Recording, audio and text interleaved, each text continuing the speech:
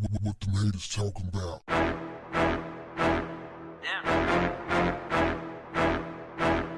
What's up, family?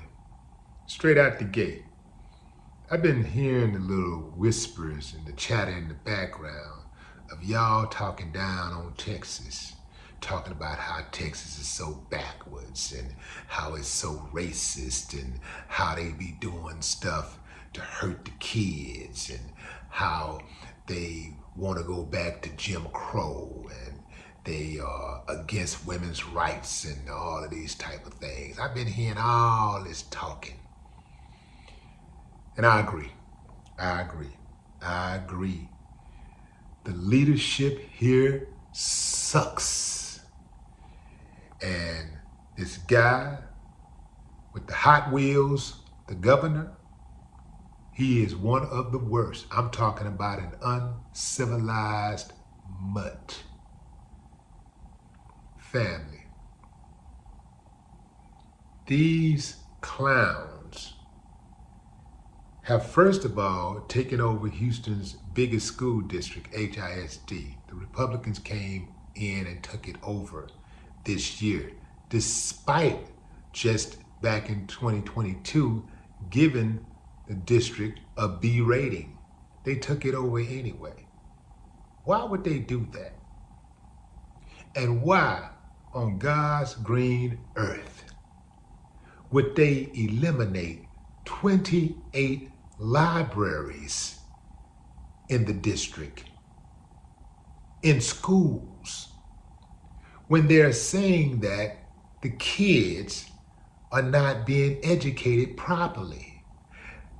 How do you take libraries out of the schools if the children are struggling reading? Make it make sense. They got this Republican mole named Mike Miles. He is the superintendent of HISD. He wasn't elected. He was selected by the governor to come in and oversee the takeover. This clown said that them coming into the school and replacing the libraries with work centers and detention centers is a bold move that works. How? Show me some evidence. Nobody, absolutely nobody who knows anything about education and child development would fix their mouth to say something that stupid or do something that stupid, taking libraries out of schools. When has libraries in schools hurt schools? When has it hurt the students to have a library? If anything, they should be increasing the amount of books in the libraries. They should be expanding libraries in schools. They should be putting more focus on the libraries. Family, this is in line with what I've been telling y'all is coming. Allowing these kids to get out of control, to be able to weaponize the police against their parents. When they took the paddling out of the schools, which you can go either way with that or whatever. But it's mainly, it starts at home. It's the biggest part of it was the parents, that parents piece. Weaponizing the police against parents, having parents scared to death that their kids are gonna call the police on them. It's that part. And some of these parents need the police called on them, but a whole lot more, and I'm talking about good parents,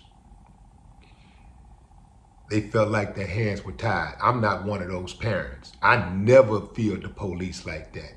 I never gave my kids any type of hope that the police had more power in my house than I did. But you know how it is, though. A lot of these parents, they were just weak. They just weak. I never went for it. I ain't never been a, man, get out of here. Anyway, fam, what you're seeing is with this hostile takeover, this is more steps to control the minds of these kids, to really control them, to make them do what they want them to do. The kids are being fooled also because they think somehow, some way, that all of the stuff that they're doing is cute. You know, all of being rebellious and talking back to the teachers and being defiant, being disrespectful, fighting on the teachers and all that. They think it's empowering. But what they're doing is setting themselves up to be put in some type of damn concentration camp. Don't think it can't happen, fam.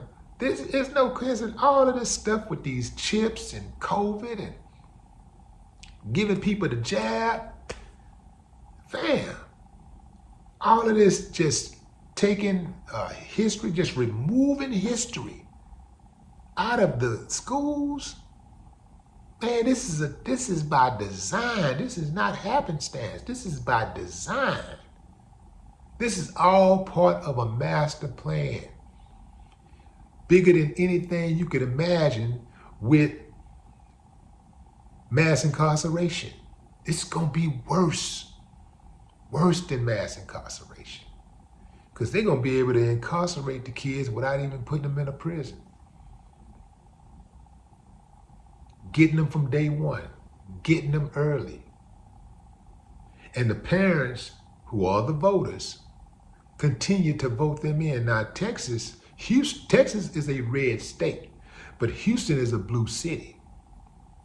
So you got the red state coming in, taking over the blue city, bossing the people around, because they can't win any elections out here.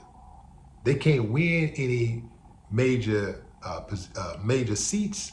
They can get a few of them, but overall, Republicans ain't got a chance in Houston. So what do? They use the law to circumvent justice. And that's what they've been doing forever. They even did it with slavery. If they want to do something diabolical and evil, something that they know that the people are going to be against, they use their power, they gang up and use their power to make it law.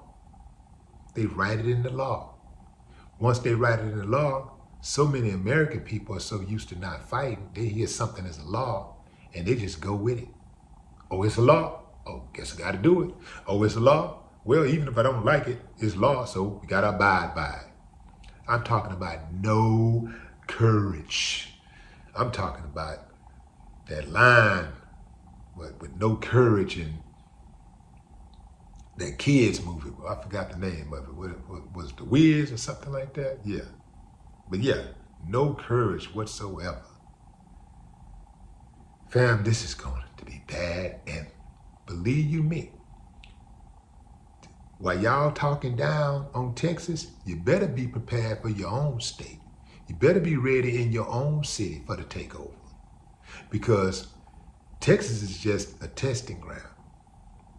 That's right. They're going to try it out. This is how they do with all the diabolical stuff that they do. They'll try it out in one city, one state first, and then it'll start spreading. Yeah, that's right. That's right. Libraries being eliminated in schools, the hostile takeover coming to a city near you. No more talk. What the haters talking about? Yeah.